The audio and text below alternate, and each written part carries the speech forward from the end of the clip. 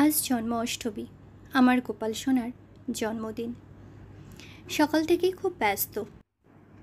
চলো গোপালকে স্নান করাতে করাতে তোমাদেরকে বলি গোপাল আমার কাছে কবে এসেছিল এবং কিভাবে এসেছিল, এবং এই আসার পরে থেকে ও সারাক্ষণই আমাদেরকে আগলে রেখেছে। গোপাল স্নান করানোর জন্য পঞ্চামৃত জল তৈরি করে নিচ্ছি।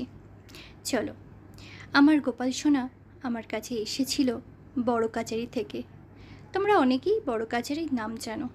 বিশ্বাস করো, আমি কখনো ভাবিনি আমি গোপাল কিনবো, তাকে এইভাবে সেবা দেব। সেটা ছিল হচ্ছে 2021 সাল।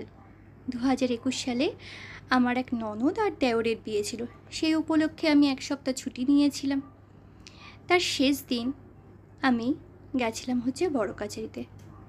কোভিডের কারণে অনেক দিন বড় কাচারি যাওয়া হয়নি। ওখানে যাই এবং সেদিন ওখানে দেখছিলাম যে অনেকের মানত থাকে না, যে আমি বাচ্চা হলে গোপাল দেব, সেরকম দিচ্ছিল। হ্যাঁ, এর আগে আমি অনেকবার দেখেছি। সেদিনও ছিল খুব ভিড়। হঠাৎ একজনকে দেখলাম একটা মাটির গোপাল নিয়ে গেল একটা দক্ষিণা দিয়ে। সেই মাটির গোপালটা সরাতে দেখলাম আমার গোপুসোনা বসে আছে। কেন জানি না, অদ্ভুত একটা আকর্ষণ হলো। বরকে বললাম আমি ওকে নিয়ে যেতে চাই। প্রথম পুরোহিতকে জিজ্ঞাসা করলাম আমাকে দেবে গো? বলল না। চলে আসছিলাম, কিন্তু পেছন দিকে না একটা অদ্ভুত আকর্ষণ হচ্ছিল, কেউ যেন আমার সাথে যেতে চাইছে। আমি আবার ফিরে গেলাম, গিয়ে আরেকজন পুরোহিতকে বললাম ওই গোপালকে আমায় দেবে, আমি বাড়ি নিয়ে যাব। তখন আমার সন্তান হয়নি, আমার প্রথম মিসক্যারেজ হয়েছিল। তারপরে ঘটনা 2020-তে মিসক্যারেজ হয়, আর এটা 2021-এ। সেই পুরোহিত বলল হ্যাঁ তুমি একটা দক্ষিণা দাও, আমি তোমাকে অবশ্যই দেব। আমি দিলাম। গোপালকে নিয়ে বাইকে করে বাড়ি ফিরলাম। সেদিন ছিল ফেব্রুয়ারি মাসের 7 তারিখ 2021 সাল। সেদিন থেকে গোপাল আমার কাছে। বিশ্বাস করো, আমার সমস্ত বিপদে আপদে ও আমার পাশে থাকে, এবং আমার সন্তান তোমাদের শ্রীনিধি ওরই দান বলতে পারো।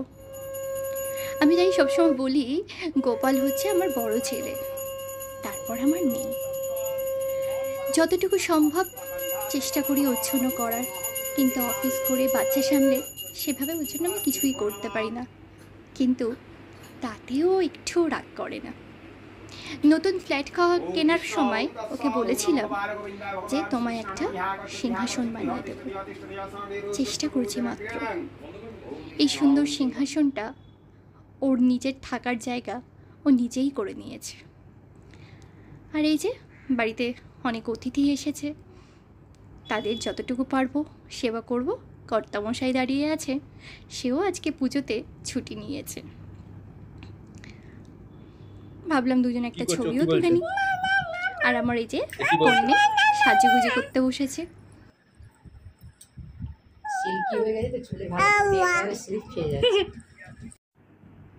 এটা ছিল 2023 সালের জন্ম অষ্টমী। তোমাদের শ্রীনিধিও খুব সুন্দর করে বলতে শিখেছে রাধে রাধে। এই যে এই যে এই যে সামনে হ্যালো করে দাও, হ্যালো করে দাও। হ্যাঁ টাটা টাটা। ওকে বলো ভালো আছো, জিজ্ঞেস করো বলো ভালো আছো। টাটা। হ্যাঁ বল চলে যাও, বলে দাও বল চলে যাও। এদিকে মেহুল সাজুগুজু করে চলে এসেছে আমার প্রিয় টিচারের কাছে। তিনিও আজকে আমাদের অতিথি। ও মা, তুমি বিস্কুট খাচ্ছো? এই যে এসো, ওই দেখো তোমার কার্টুন এসে গেছে। এদিকে মাম্মা, মাম্মাম একটুখানি ছবি তুলে না। মাম্মা দিদিনের কোনো ছবি তুলে না, ছবি তুলে না, ছবি তুলে না। মাথায় ময়ূরের পালক পালক লাগানো ছিল, সব খুলে দিয়েছে।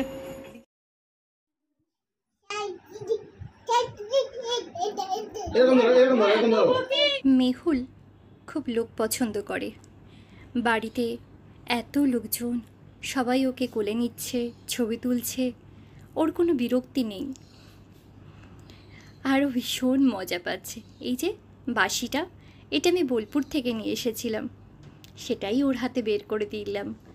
ওর গোপাল দাদার।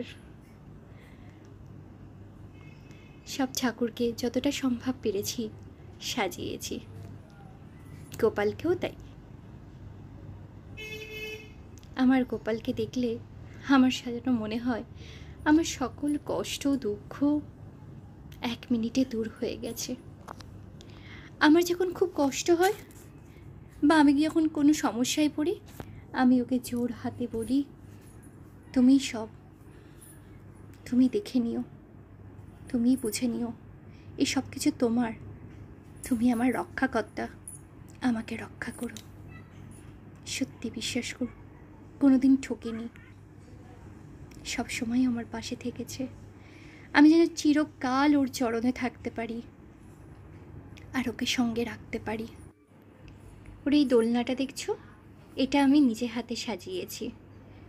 ক্লে দিয়ে 2টো ময়ূর বানিয়ে দিয়েছি আর পেখম লাগিয়ে দিয়েছি। কেমন হয়েছে তোমরা বলো? এই যে আমার কন্যে। চলো আজ যাই, অন্য কোনো দিন দেখা হবে। রাধে রাধে, রাধে রাধে।